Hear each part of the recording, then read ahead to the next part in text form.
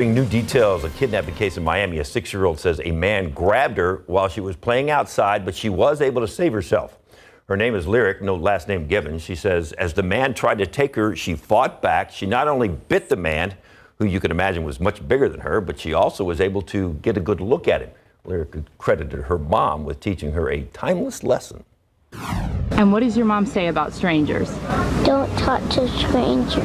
I told her, don't talk to strangers, and if anything happens, just try to pick up something that's close to her and just hit her with it.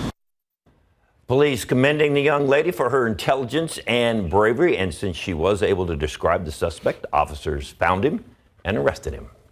Right now, police are still searching for the suspected killer and self-taught survivalist who broke out of custody. ABC's Alex Prescia with the new warning police have for people in Pennsylvania.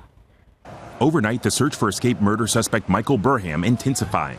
At least 15 law enforcement agencies scouring Pennsylvania and parts of upstate New York by land and air, trying to capture the self-taught survivalist who once served as a sergeant in the Army Reserve. We believe he has previously prepared to conceal himself in the woods. Authorities discovering stockpiles or campsites in wooded areas and are not ruling out that Burham may have had help. He escaped from the Warren County Jail late Thursday night, rappelling his way to freedom using bedsheets made into a rope. Is there any indication that either he was getting assistance from within the prison or that this could have been an inside job? I can tell you that that is being thoroughly investigated. Mary Canaro lives next to the jail. Police say Burham was seen running through her yard the night he escaped. I see activity in this porch behind me where there were 3 officers and they all had flash, searchlights. Burham, at least one of 2 prison escapes in the region. In Indianapolis, an inmate back in custody after allegedly assaulting Deputy John Durham as they returned from a medical appointment. Authorities say he stole a van and crashed into a utility pole. Deputy Durham passed away from his injuries. Police in that case say that inmates' actions were intentional acts of homicide and will be investigated as such. Alex Prescia, ABC News, Warren, Pennsylvania. 2 former Louisiana state troopers are having some charges dropped. They were charged with obstruction of justice in connection with the violent arrest of a black driver who later died. Several other Louisiana state troopers could also see some of the charges dropped. Ronald Green died after an arrest in May of 2019. Troopers said he was resisting and struggling with troopers following a chase and a car crash. Video released after Green's death show he was pulled from the car, hit with a stun gun, and then wrestled with officers on the ground. The troopers say he died because of the crash. They say their use of force was justified. An autopsy report listed several reasons for his death, including drugs, the crash, and the struggle with troopers. The trial for a suspect accused of stabbing and killing 4 students from the University of Idaho last year now on hold. A 37-day stay is granted to Brian Kohlberg's legal team. Judge John Judge granted the stay to allow the defense to go over some grand jury materials. According to court documents, Kohlberg's lawyers could renew the motion to stay proceedings after it finishes its review. The trial is scheduled to start in October. Today, jury selection begins in Georgia. That grand jury that is expected to consider charges against former President Donald Trump and his allies for trying to overturn the 2020 election. The special grand jury previously heard testimony from 75 witnesses, including Trump advisors, his former attorneys, White House aides, and Georgia officials. That panel issued a redacted report with charging recommendations, which will soon be weighed by the new grand jury. The Fulton County District Attorney has indicated that final decision could come next month. President Joe Biden continues his overseas trip. He is hailing the landmark agreement allowing Sweden to be a part of NATO. ABC's Faith Abube reports this comes as President Zelensky criticizes the U.S. and NATO for not settling a timeline for when Ukraine can be offered membership into the group. Welcome to you, Sauli. President Biden pumping his fist in the air as Secretary General Stoltenberg welcomes Sweden to the historic NATO summit in Lithuania.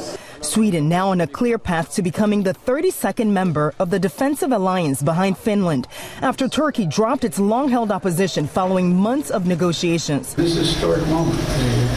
Adding Finland and Sweden to NATO is consequential. Secretary of State Antony Blinken telling ABC News that the NATO expansion sends a clear message to Russia's Vladimir Putin, who blamed NATO's expansion into Eastern Europe as one of several reasons for the Kremlin waging war on Ukraine. Ukraine.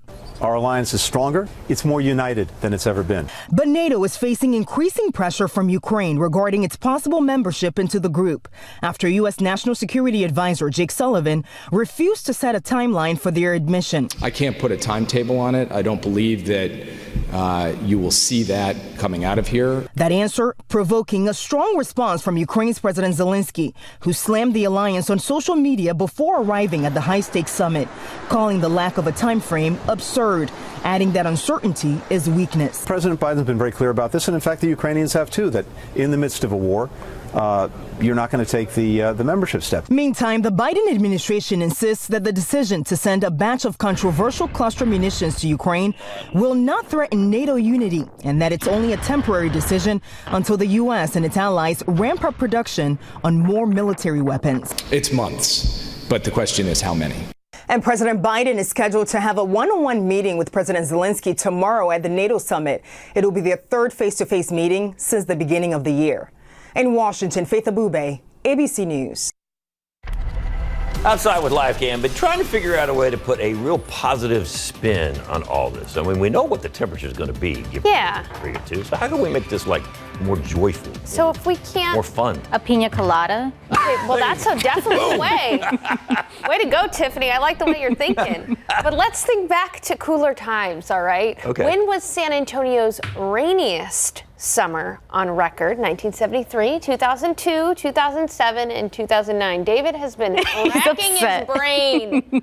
He was upset that I put 1973 on there for some reason. Go on 2002. All right. I'm sticking with B.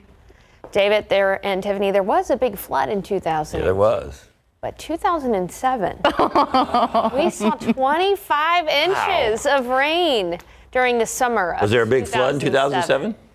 There were a couple of floods, yeah. Not as big one-day events, but still a lot of... I believe the Spurs won a championship that year, too. Something like that, yeah. But in contrast, this summer, we have actually only seen 1 inch of rain, a little bit more than an inch of rain, which is 3 inches below the average for this time by the summer.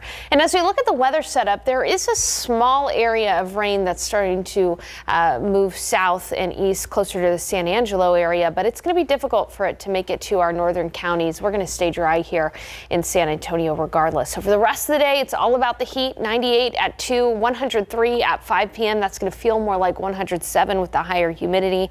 Southeast winds at 10 to 15 miles per hour. Coming up, the aquifer takes a big dip. I'll show you that number, and we'll talk about temperatures climbing and remaining high for the remainder of the week. David, Tiffany. With several major retailers launching summer sales, there's a lot to keep an eye on, but that's not the only thing to be aware of. Scammers are looking to take advantage of shoppers. The warning from Amazon as crooks target Prime Day bargain hunters. And UPS workers could go on strike. How that decision could have a major impact on average Americans and businesses across the country.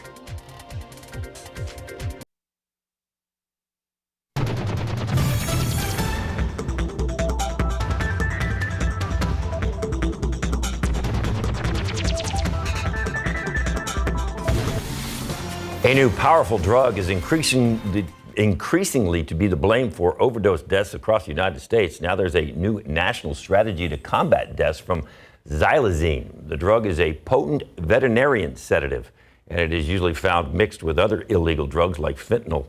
Doctors say xylazine lowers a person's blood pressure, breathing, and heart rate to unsafe levels, and the drug complicates efforts to reverse opioid overdoses with treatments like Narcan.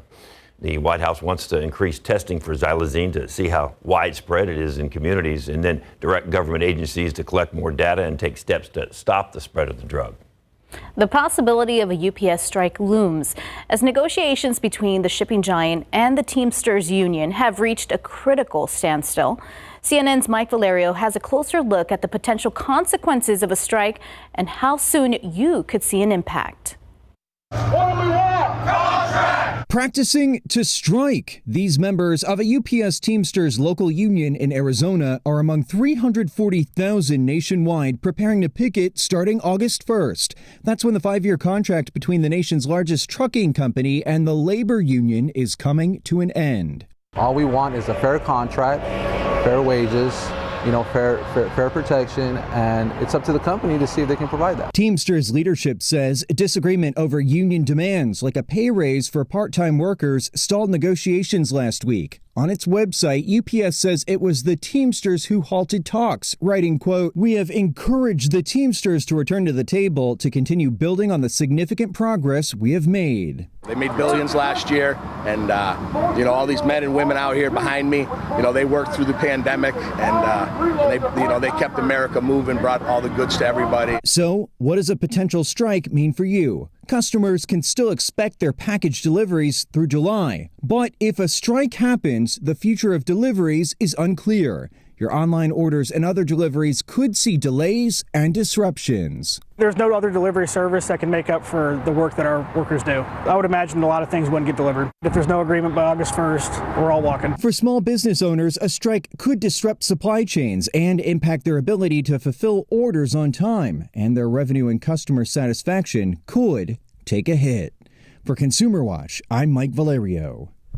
Economists say transporting goods is a critical step of the supply chain, and any disruption in delivery can create bottlenecks and increase costs for businesses. And all of that could lead to higher prices for consumers. All right, bargain shoppers, pay attention if you're hunting for deals on the first day of Amazon's summer sale Prime Day. Crooks also on the prowl. Experts are warning consumers scams targeting online shoppers are out there. Phishing attempts tend to increase during busy spending days, according to the Better Business Bureau. Amazon says 2 scams that the company has seen in recent years around Prime Day: Prime membership and order confirmation hoaxes. The scammers might call or email shoppers saying that there's something wrong with their membership or orders, and they'll ask for payment information. Amazon says it never asked for those details in that way. Ooh, live cam. Those are flamingos. At the zoo. See, this isn't Florida, okay? Yeah. But we are at the San Antonio Zoo. And let me tell you, it is always a great day to visit the zoo, even when it is hot outside. They've got a splash pad area. Oh, that is really fun. David and I will actually be out there tomorrow for Science with Sarah. It's a lot of flamingos. It's a lot of flamingos. Notice how they're flocking near to the shade? Yeah. They're smart. All right. Hey, I got to share some bad news for you. The aquifer's down more than a foot, almost 1.5 feet in the last 24 hours. And also molds are actually up. We've got moderate mold count at 500. And coming up in the forecast, we're going to take a look at the Saharan dust forecast. When do we expect a bit of a denser plume to move into San Antonio? Details on that in our triple-digit heat streak coming up.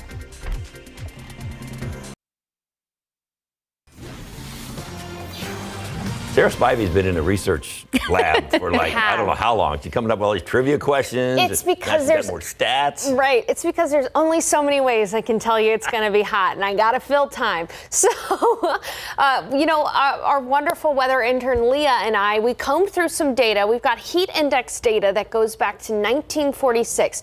I was curious, what year did we see the most 105-degree heat index days? So at or above 105. Well, back in 1948, we saw 24 days where our heat index was at or above 105.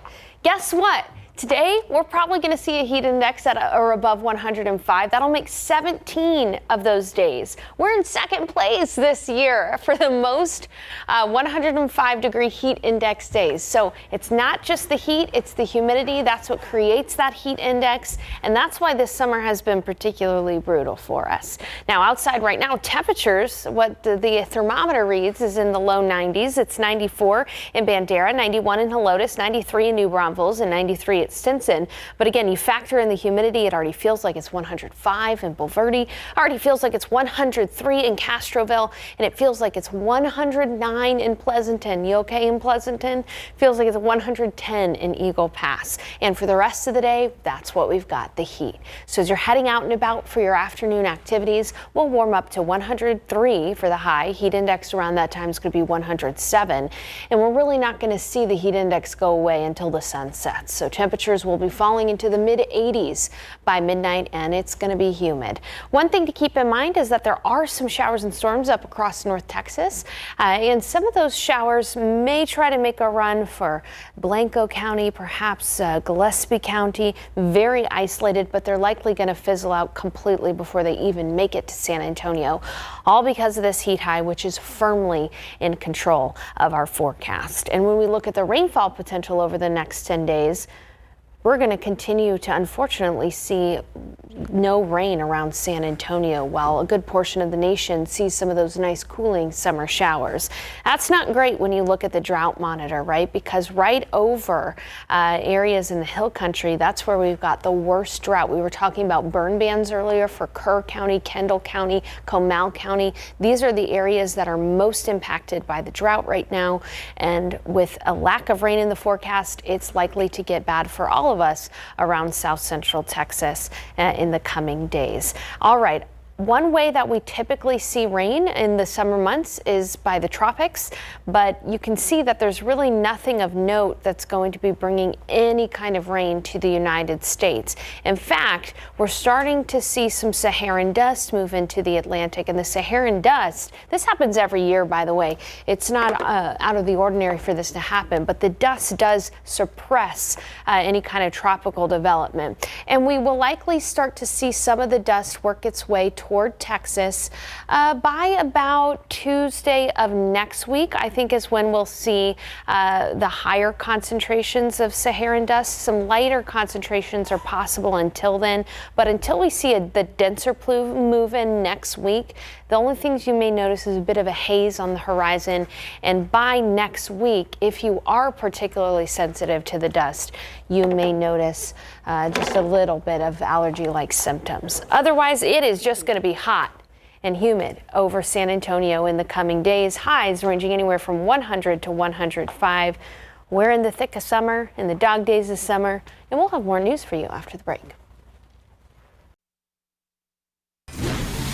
Apparently, no U.S. worker will hand in his or her unexpected 2 weeks notice today. That's because there wasn't a winner for Monday's Powerball Grand Prize jackpot. So the next drawing is tomorrow night, when the top prize will be roughly $725 million.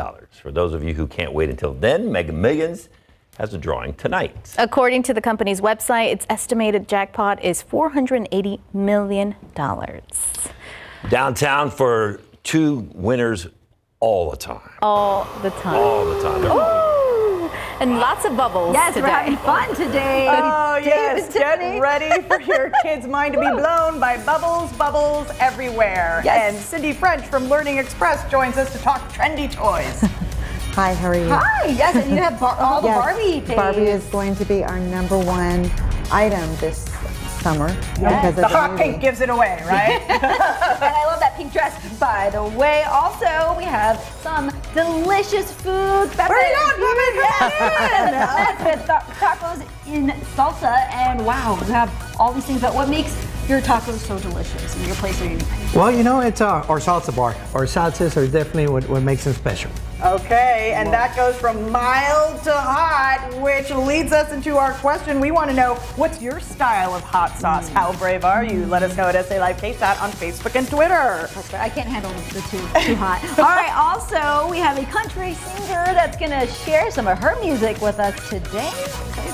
And of course, the summer means summer blockbuster movies are out, so you get to play along with us on a little movie game and test how well you know your movies. Somewhere Mike Osterhagen's head is exploding right now that he's missing this. Yes, we're also taking you to a burger spot, a new one in the Hill Country. It takes you back with the arcade, smash burgers. Ooh, so delicious. All that and more coming up on SA Live.